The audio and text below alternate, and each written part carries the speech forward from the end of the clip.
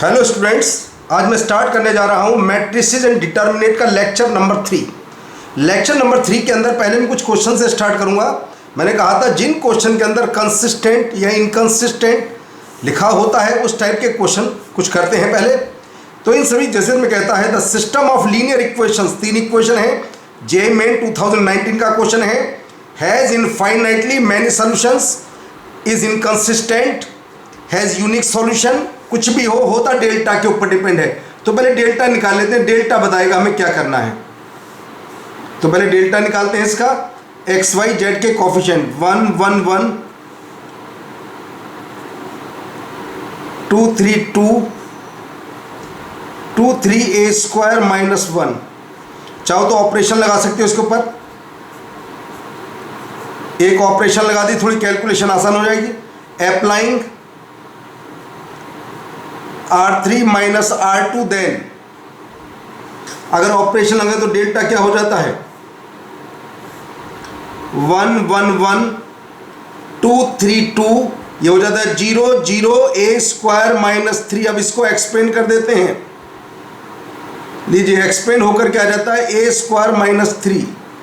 अब a square minus 3 के ऊपर डिपेंड है, अगर ये 0 के इक्वल नहीं है तो होगा यूनिक सॉल्यूशन। तो ये आंसर फेल हो गया। ये कहता है यूनिक सॉल्यूशन के लिए मोड a इक्वल टू √3, अगर मोड a इक्वल टू √3 रखता हूं तो 0 आ जाएगा। तो यूनिक सॉल्यूशन में determinant is not equal to 0 होता है डेल्टा।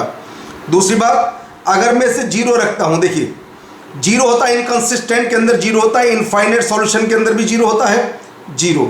तो आता है mod a is equal to √3, mod a is equal to √3, is inconsistent, mod a is equal to √3। ये लीजिए करेक्ट आंसर, क्योंकि और कहीं पर भी √3 नहीं है, ना b के अंदर ना a के अंदर। तो D is correct answer. Basic question कुछ नहीं करना पड़ा तुम्हें, कंडीशन से डायरेक्ट आंसर आ गया। आते हैं question number 2। If the system of linear equations is consistent, एक बात बता दें, कंसिस्टेंट के कॉन्सेप्ट होते हैं या तो डेल्टा 0 या डेल्टा 0 नहीं।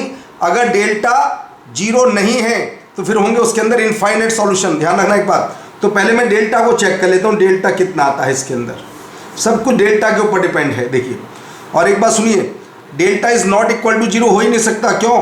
वरना डेल्टा 1 डेल्टा 2 डेल्टा 3 अगर इनफाइनाइट तभी 0 हो सकते हैं, तभी रिलेशन आ सकता है, क्योंकि राइट हैंड साइड में GHK लिखा है। फिर भी देख लेते हैं, 1 -4 7 कोफिशिएंट 0 3 -5 -2 5 -9। देखते हैं कितना आता है, -2 +4 -10 +7 6, तो आता है ये 0 आ जाता है। तो इसका मतलब कितने सॉल्यूशन होंगे इसके अंदर? इनफाइनाइट सॉल्यूशन, इनफाइनाइट सॉल्यूशन होंगे इसके अंदर। डेल्टा 0 कहता कंसिस्टेंट, कंसिस्टेंट का मतलब या तो एक सॉल्यूशन या इनफाइनाइट सॉल्यूशन। अगर डेल्टा 0 नहीं होता फिर तो एक सॉल्यूशन होता, मगर डेल्टा 0 है तो डेल्टा 1 डेल्टा 2 सब 0, किसी एक को रख दीजिए डेल्टा 1। क्रैमर रूल कहता है फर्स्ट कॉलम को रिप्लेस कर दीजिए राइट हैंड साइड से, GHK और है जी -4 3 5 7 -5, सबको 0 होना पड़ेगा। चाहे तुम्हारे पास डेल्टा 1 हो या डेल्टा 2 डेल्टा 3, सबको 0 ही होना पड़ेगा। तो आता है G -2 +4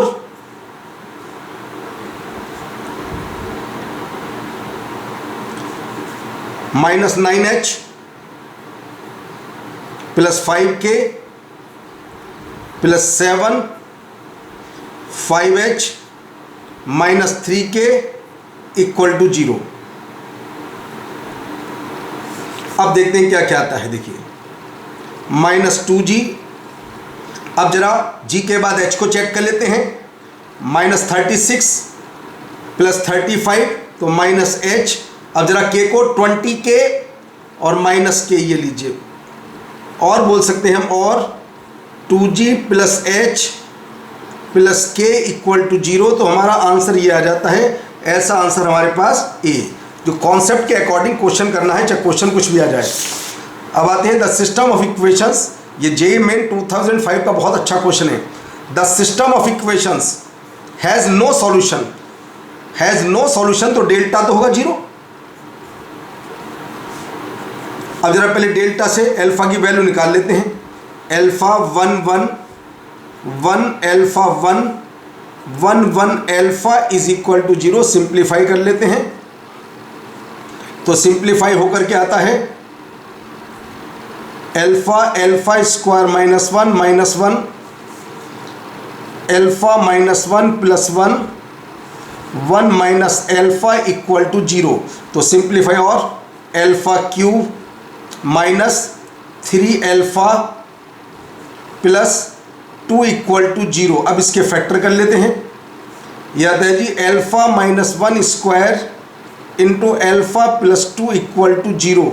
तो जी अल्फा की वैल्यू आती है 1 और एक आती है अल्फा की वैल्यू -2। अब एक बात देखिए, अगर अल्फा में 1 रखता हूं for alpha is equal to 1, ध्यान से, for alpha is equal to 1, जब अल्फा को मैं 1 रखता हूं तो आता है x + y + z is equal to 0। x + y + z is equal to 0। ध्यान से देख लेना, x + y + z equal to 0। सारे इक्वल आ जाते हैं, ये है आइडेंटिकल। इनफाइनाइट सॉल्यूशन होगा ऐसे में, इनफाइनाइट। मगर उसने कहा नहीं मुझे तो नो सॉल्यूशन चाहिए, तो ऐसी केस में अल्फा कितना होगा, अल्फा इज इक्वल टू -2, क्योंकि alpha is not equal to 1, तो अल्फा -2 ये इसका करेक्ट आंसर आ जाता है। अगले क्वेश्चन बात करते हैं। ये जे एडवांस का क्वेश्चन है, तो ध्यान रखिएगा जब ऐसा लिखा हो तो इसका मतलब ax is equal to b। इस फॉर्म में ये तो a कहलाता है, ये x और ये कहलाता है b। अब कहता है linear equation has infinite many solution. तो पहले डेल्टा कोफिशिएंट जो लिखे हैं इसका डेल्टा निकाल लेते हैं। ये से 0 रखना होगा। 1 alpha square alpha 1 alpha square. एक तो ध्यान रखना है कि कभी सिमेट्री बनाने मत बैठ जाना एग्जाम में। कभी कहो जी इसके अंदर अल्फा स्क्वायर आता है, इसमें भी अल्फा स्क्वायर है, इसमें भी अल्फा स्क्वायर, ऐसे कुछ नहीं। जो देता है उसको यकीन, एडवांस में ऐसा ही होता है। 1 minus alpha square minus alpha minus alpha cube minus alpha square minus alpha cube plus alpha square minus alpha square, यह आ जाता 0। तो देखते हैं क्या आता है जी। 1 माइनस अल्फा स्क्वायर कॉमन ले लेते हैं।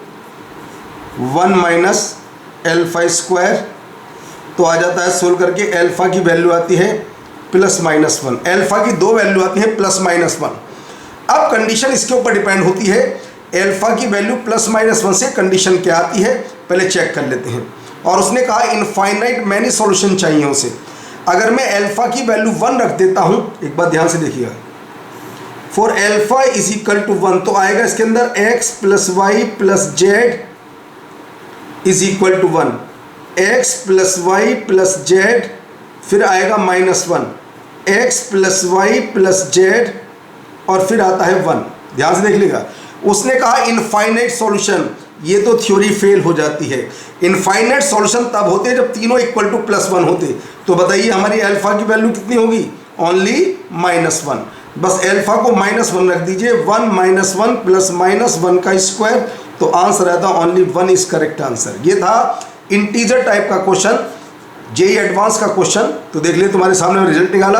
अल्फा 1 होने पर ये इनफाइनाइट मैनी सॉल्यूशन नहीं होगा, क्योंकि ये बन गया नो सॉल्यूशन। एक की राइट हैंड साइड 1, एक की राइट हैंड साइड -1। अब पॉइंट को थोड़ा सा आगे मैट्रिसेस की कुछ बात बताते हैं। मैट्रिसेस,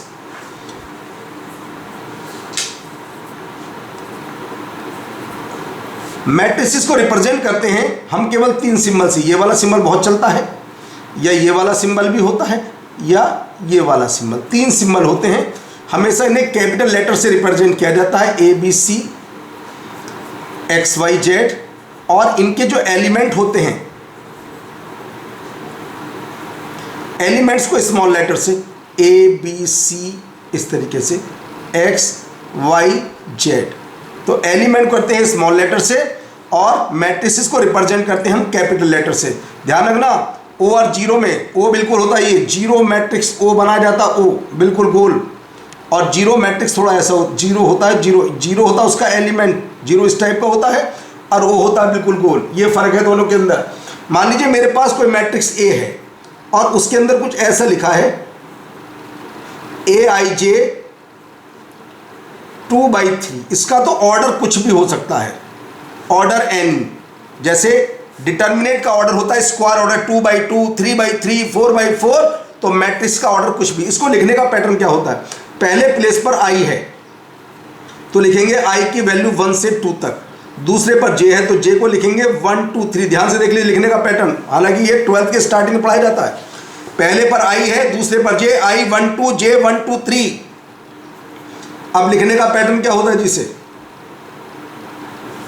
देखिए कैसे 1 1 1 2 1 3, 1 1 1 2 1 3। ध्यान से देख लीजिए, फिर उसके बाद 2 से 2 1 2 2 2 3, इस तरीके से रिप्रेजेंट किया जाए। इसमें देख देख करके कैसे रिप्रेजेंट किया जाता है, तो मैंने मीनिंग बता दिया।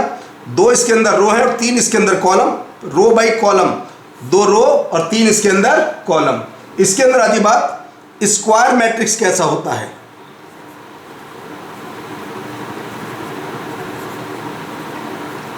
Square matrix, number of row equal to number of column, number of row equal to number of columns, जिसमें रो और कॉलम दोनों आपस में इक्वल, उसे कहते हैं हम स्क्वायर मैट्रिक्स।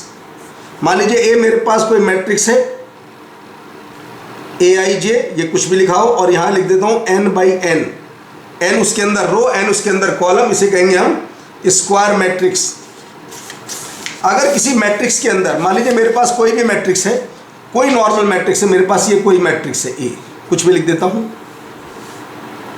मान लीजिए ऐसा लिखा है जी ABC A1 B1 C1, और इसके अंदर में कोई स्केलर का मल्टीप्लाई KA स्मॉल है तो K, तो इसके ईच एलिमेंट के अंदर मल्टीप्लाई हो जाता है, KA KB KC KA1 KB1 KC1, इसके सभी एलिमेंट के अंदर इसका मल्टीप्लाई हो जाता है। अगर कोई मैट्रिक्स के अंदर किसी स्केलर का मल्टीप्लाई करते हैं तो सभी एलिमेंट के अंदर उसका मल्टीप्लाई हो जाता है, कोई भी कंडीशन आ जाए।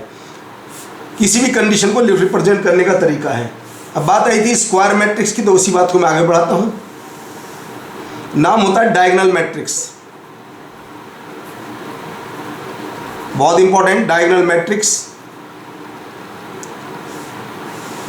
पहली बात तो इस मैट्रिक्स को स्क्वायर होना चाहिए।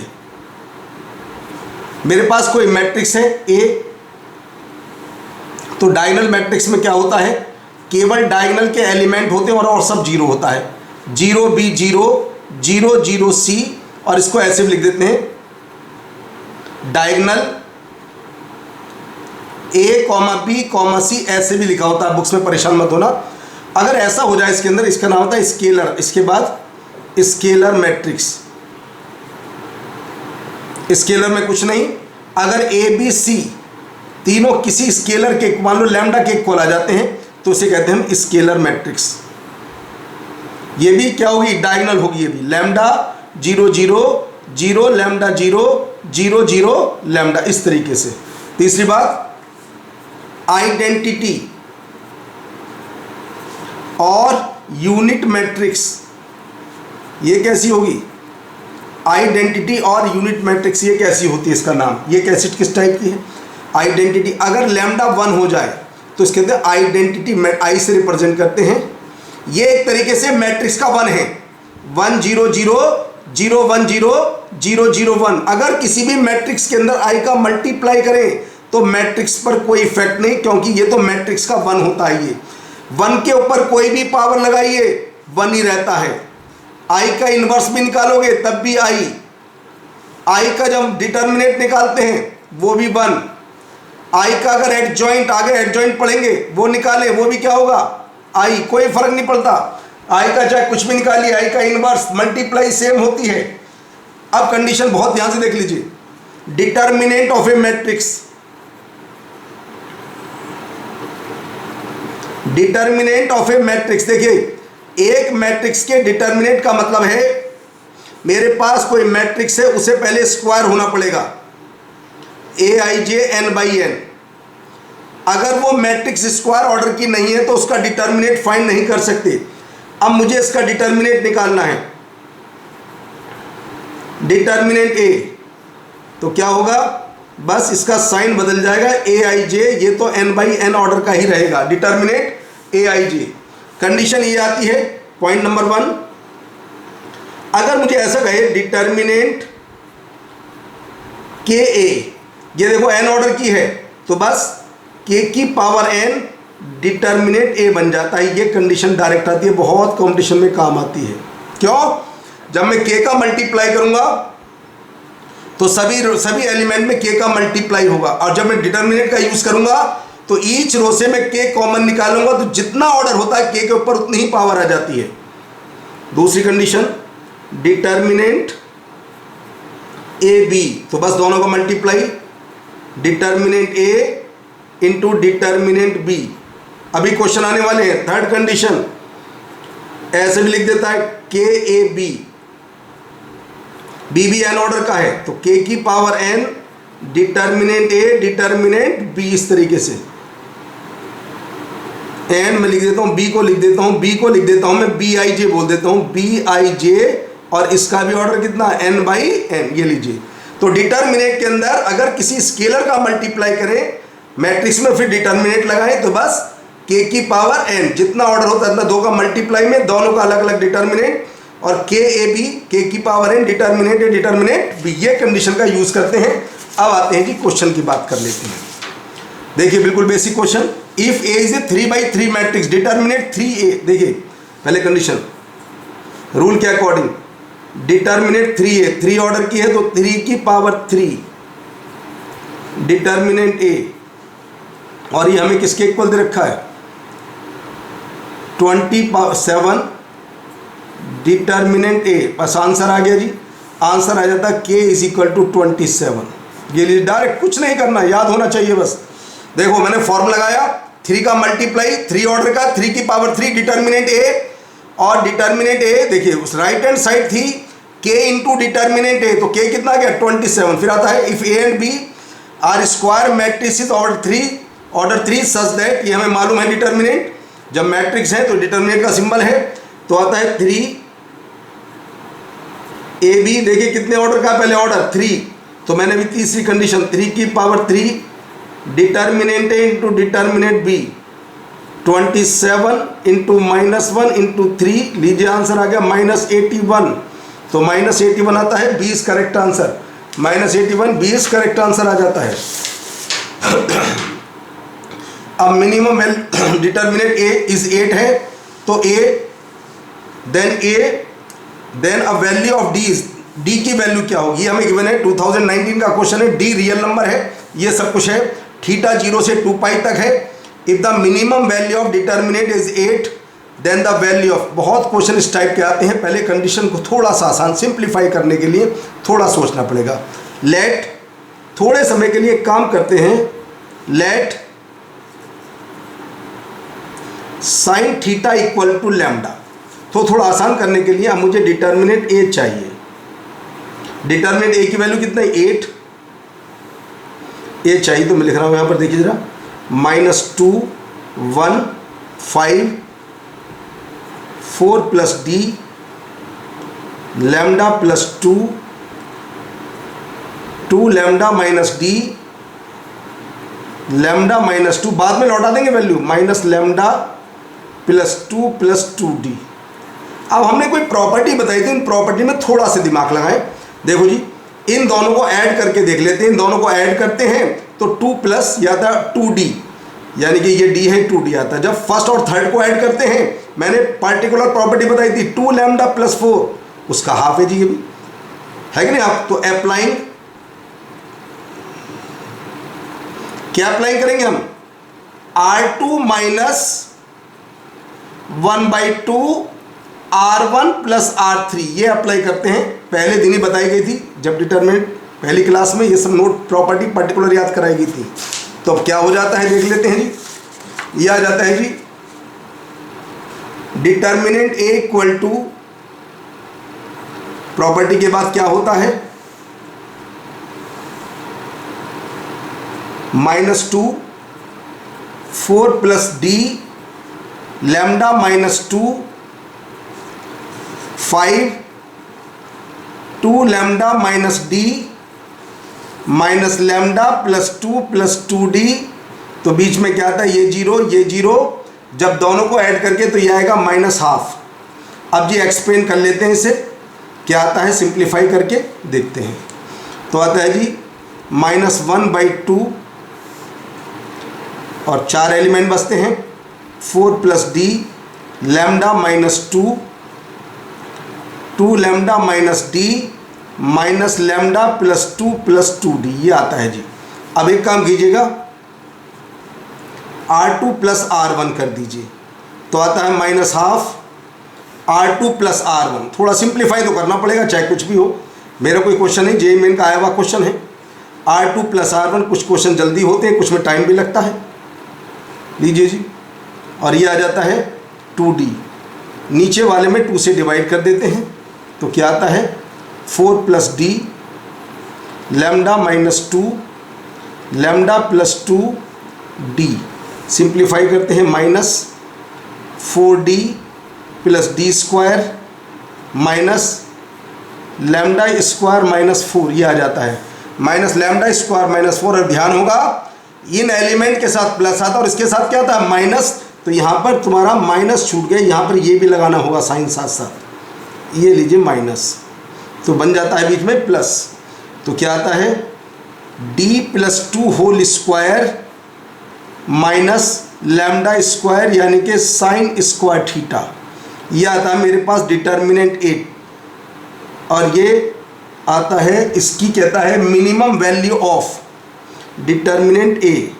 अब जी एक बात, छोटी सी बात, मिनिमम वैल्यू आएगी जब sin² थीटा की मैक्सिमम, तभी तो मिनिमम वैल्यू आएगी, क्योंकि माइनस होने वाली क्वांटिटी जब सबसे कम होगी, सबसे ज़्यादा इसमें से माइनस करूंगा तभी तो मिनिमम वैल्यू आएगी।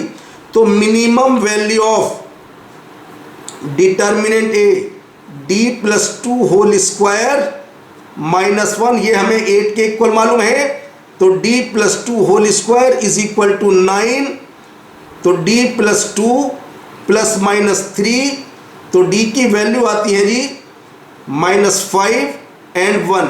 अब जो भी आंसर सही होता है उस पर टिक लगा दीजिए, तो इसका आंसर आ जाता है ए इज करेक्ट आंसर। d की वैल्यू -5 है, देन अब वैल्यू ऑफ d d की वैल्यू क्या होगी, हो जाता है। अब इस टाइप का क्वेश्चन देख लीजिए कि इस टाइप का क्वेश्चन कैसा आता है। इफ ए हमें ये मालूम है फॉर ऑल थीटा, पहले इसका ऑल थीटा से निपट लेते हैं पहले। इसका मतलब है थीटा बिलोंग्स टू 3π/4 कितना होता है 45, ये होता है 135 डिग्री, और जी ये होता है 5π/4 225 डिग्री, यानी कि ये 90 + 45 180 - 45। तो हम बोलेंगे तो साइन थीटा क्या होगा जी, साइन थीटा लाई करेगा 1/√2 और -1/√2 के बीच में लाई करेगा साइन थीटा। अब कंडीशन को सोल्व कर लेते हैं, सिंप्लीफाई कर लें डायरेक्ट। कहता है डिटर्मिनेंट ए, कुछ नहीं, डिटर्मिनेंट ए पर डिटर्मिनेंट का साइन लगाकर सिंप्लीफाई कर दीजिए, फिर कुछ नहीं है क्वेश्चन के अंदर। 1 sin θ 1 minus sin θ 1 sin θ -1 minus sin θ 1। Simplify करते हैं, 1 × 1 प्लस sin² θ माइनस sin θ, यह आ गया 0 प्लस 1 sin² θ प्लस 1, तो आ जाता है 2 × 1 प्लस sin² θ। अब कंडीशन तो बताइए sin² θ कहाँ से कहाँ तक होगा जी, 1/2, क्योंकि होल स्क्वायर ऑलवेज 0 से ज़्यादा होता है, ये होगा जी। अब कंडीशन आती है जी, अगर 1 ऐड करें तो 1 प्लस sin² θ क्या होगा जी, लेस देन 3/2 होगा। बहुत अच्छा, 2 से मल्टीप्लाई करें, अगर जब 2 से मल्टीप्लाई करते हैं तो 2 × 1 प्लस sin² θ लेस देन 3, तो बस पता चल गया डिटर्मिनेंट ए बिलोंग्स टू, ये है जी 2 पर क्लोज इंटरवल 2 to 3, ये आता है जी आंसर। कहता है लाइज इन द इंटरवल, ये किस इंटरवल में लाई करेगा। देखो ये टोटल पोर्शन कौन से इंटरवल के अंदर है, ये टोटल पोर्शन है जी ए के अंदर, सबसेट ऑफ, किसका सबसेट है ये, 3/2 3 का, तो बस तुम्हारा आंसर ए आ जाता है। लाइज, ये कौन से इंटरवल को लाई करेगा, ये आ जाता है इसका करेक्ट आंसर ए। अब आते हैं अगले क्वेश्चन की बात करते हैं जी। ये क्वेश्चन है जेईई एडवांस 2012 का क्वेश्चन, बहुत ध्यान से देखना। ये 3/3 ऑर्डर का लिखा है, क्यों BIJ लिखा है, BIJ मुझे मालूम है जो भी कंडीशन इसके अंदर होगी, तो हम एक काम कर लेते हैं, क्यों से स्टार्ट करते हैं। Determinant of P is 2, then the determinant of matrix q. अच्छा, मैट्रिक्स क्यू का डिटर्मिनेंट चाहिए मुझे। मैट्रिक्स मेरे पास पहले से ही है, तो पहले मैं क्यू मैट्रिक्स की बात कर लेता हूं जी। क्या कहता है क्यू मैट्रिक्स, वही बात 1 2 3 वैल्यू रख करके B11 B12 B13 B21 B22 B23 B31 B32 B33, पहले नॉर्मल लिखा मैंने। इसके बाद अब क्या क्या आता है देखिए जरा ध्यान से। B हमें मालूम है, B किसके इक्वल है जी, BIJ इसके इक्वल है, तो 1 1 है, तो 2 की पावर 2 A11, 2 की पावर 3 A12, 2 की पावर 4 A13, ध्यान से देख रहे हैं ना, 2 की पावर 3 A21, 2 की पावर 4 A22, 2 की पावर 5 A23। जैसे B है ऐसी ये है, बस दोनों को ऐड करके 2 के ऊपर लगा दीजिए। 2 की पावर 4 A31, 2 की पावर 5 A32, और एडवांस में कुछ नहीं, थ्योरी पर कमांड होना चाहिए। 2 की पावर 6 A33, इसमें मैंने कॉमन लिया 2 स्क्वायर, इसमें 2 की पावर 3, इसमें 2 की पावर 4, 2 की पावर 2, 2 की पावर 3, 2 की पावर 4। अभी कॉमन नहीं ले सकता मैं इसके अंदर, टोटल सिस्टम के अंदर, क्यों, ये मैट्रिक्स से डिटर्मिनेट नहीं है। अब पहले डिटर्मिनेट का सिंबल लगाओ, उसके बाद कर सकते हो जो भी कुछ तुम्हें करना है, क्योंकि ईच इसमें तो सभी के अंदर कॉमन लिया जा सकता है, केवल 2 स्क्वायर। मगर ये कहता है डिटर्मिनेंट ऑफ क्यू, तो क्यू का डिटर्मिनेंट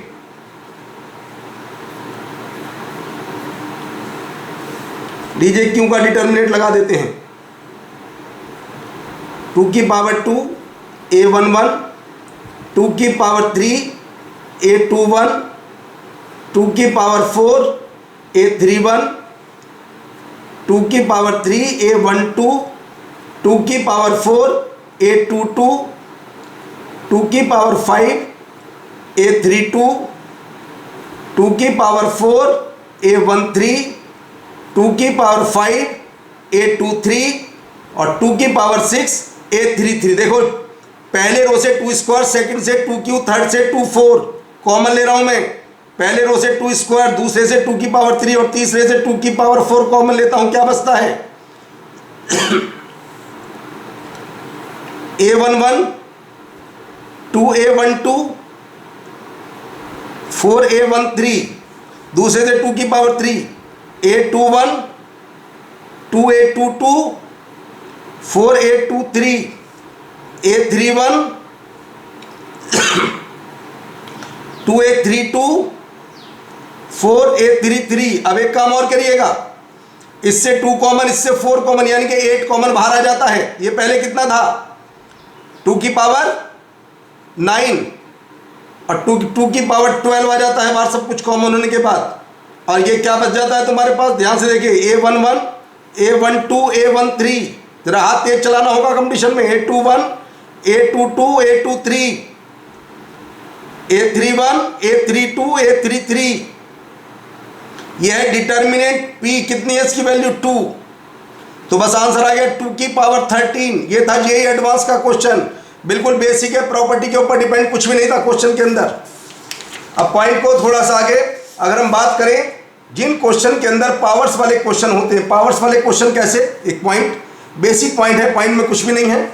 मान लीजिए मेरे पास एक बेसिक पॉइंट की बात बता रहे हैं पहले, कैसा बेसिक पॉइंट, मान लीजिए ए है मेरे पास 0 0 अल्फा 0। अब इसका स्क्वायर कीजिएगा, इसका क्यूब कीजिए, कुछ भी कीजिए, सब किसके इक्वल होगा जी, हमेशा ये मैट्रिक्स हमेशा 0 मैट्रिक्स आएगी, ओ मैट्रिक्स। दूसरी बात, अगर मेरे पास ए ऐसा है कुछ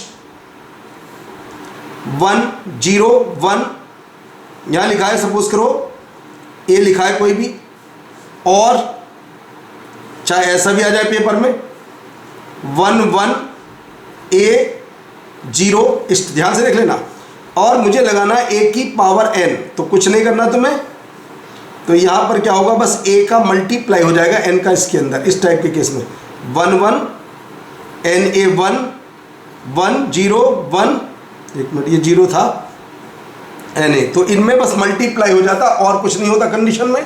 और एक तुम्हें पॉइंट याद रखना है, जैसे i प्लस a की होल पावर n अगर हो तो बाइनोमियल थ्योरम से NC1A NC2A स्क्वायर इस तरीके से चलता है, क्योंकि इससे पहले तुमने बाइनोमियल की स्टडी की थी। अब जरा क्वेश्चन की चर्चा कर लेते हैं, कैसे क्वेश्चन आते हैं। देखिए पहला क्वेश्चन ये है a 0 अल्फा, तो बताइए जरा a स्क्वायर a क्यूब सब क्या होंगे जी, ये 0 मैट्रिक्स होंगे। अब आता है a प्लस आई की होल पावर 50, लिख सकते हैं i प्लस a की होल पावर 50, तो देखिए i प्लस 50 C1A, आगे चलना बेकार है, आगे तो सब 0 हो जाएंगे, तो आ जाता है जी i प्लस 50A, इसको इधर शिफ्ट कर देते हैं, a प्लस आई की whole power 50 minus 50A equal to आता है i, और i कितना होता है जी, i होता है 1 0 0 1। जरा कंपेयर करो इस रिलेशन से, ये है a b c d, तो कंपेयर a1 b0 c0 और d1, तो क्या पूछा जाता है बताइए जी, a plus B plus C plus D कितना होगा जी, ये तो 2 होगा जी, ये लीजिए आंसर b आ जाता है डायरेक्ट, ये होगा 2। एग्जाम्पल 4, ये हमें चाहिए इस टाइप का क्वेश्चन, a मेरे पास है, अभी कॉन्सेप्ट बताया था मैंने 1 0 1/2 1, और मुझे a की पावर 100 चाहिए, कुछ नहीं करना, a की पावर 100 चाहिए, तो बस इसमें 100 का मल्टीप्लाई कर दीजिए, आंसर आ जाएगा अपना। तो आंसर आ जाता है जी 1 0 51, तो आंसर आ जाता है इसके अंदर b। एक बात और बता दो जनरल, अगर मान लीजिए मेरे पास ऐसा मल्टीप्लाई करना है 1 0 1A, और इसमें मुझे मल्टीप्लाई करना है 1 0 B1, बहुत सारे मल्टीप्लाई हो सकते हैं, 1 0 C1, तो मल्टीप्लाई बहुत आसान होता है, बस 3 एलिमेंट ऐसे रहेंगे और ये ऐड हो जाते हैं a प्लस बी प्लस सी। अब इसके ऊपर क्वेश्चन करा रहा हूं मैं भी, देखिए, तो इस वाले पॉइंट को भी नोट कर लेना। लीजिए एग्जाम्पल 5, देखिए ये नीचे के 1 1 0 है, तो इस पर कोई इफेक्ट, जब सबका मल्टीप्लाई करेंगे तो क्या हो जाते हैं, देखिए जरा 1 0 1, इस पर कुछ नहीं होगा, ये ऐड हो जाएंगे, 1 प्लस 2 प्लस 3 से कहाँ तक मूव करेगा जी, ये n तक मूव करेगा, और ये हमें गिवन था जी 1 3 78 0 1, ये हमें ये गिवन था। अब जरा कंपेयर करें तो आता है 1 plus 2 plus 3 up to n, ये आता है जी 378। अब जब 378 तो कंडीशन होती है n प्लस 1/2, इसे भी हम कोशिश करते हैं करने की, कुछ ऐसी फॉर्म बन जाए, तो देखते हैं फैक्टर करके इसके कितने फैक्टर आते हैं 378 के नॉर्मल फैक्टर।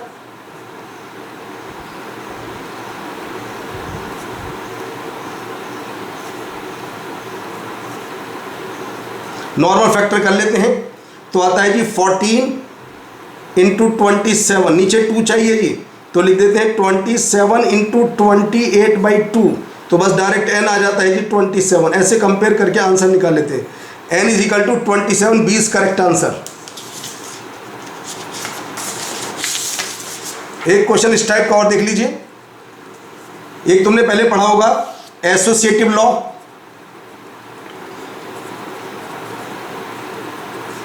क्या होता था एसोसिएटिव लॉ,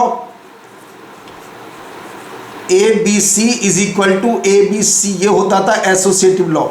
बहुत इंपॉर्टेंट, कंडीशन आनी चाहिए, डायरेक्ट नहीं, प्रूव करके दिखाऊंगा कंडीशन क्या होती है। कहता है 2 मैट्रिसेस, ऑर्डर नहीं मालूम मुझे किसी का भी, बहुत से स्टूडेंट कहते हैं ए को आई मान लेते हैं, आई तभी मान सकते हैं जब ए और बी दोनों स्क्वायर मैट्रिक्स हो, यहाँ पर स्क्वायर मैट्रिक्स नहीं है and B, A B is equal to B, तो देखो मुझे पहले ए स्क्वायर की वैल्यू चाहिए, लिख देता हूँ a इंटू ए, अब मैं यहाँ पर ए की वैल्यू रख रहा हूँ बी ए। अब लगाता हूँ associative law, A B into A, और ए बी खुद किसके इक्वल है, बी के। और बताइए बी ए किसके इक्वल है, बी ए भी ए के इक्वल, तो ए स्क्वायर आ गया जी ए। एंड अब मैं निकालता हूँ बी स्क्वायर, फिर एक बार देख लीजिए, बी इंटू बी। अब यहाँ पर बी की वैल्यू पुट करने, बी की वैल्यू कितनी थी, ए बी, बी की वैल्यू रखिए ए बी, लगाइए एसोसिएटिव, बी ए बाहर बी, और बताओ बी ए खुद किसके इक्वल है, ए के, और ए बी खुद किसके इक्वल है, बी के।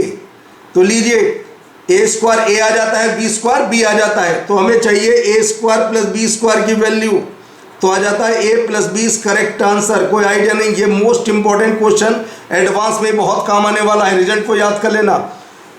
ये लीजिए इसका आगे आ जाए सी। अब नेक्स्ट लेक्चर में आगे बढ़ेंगे।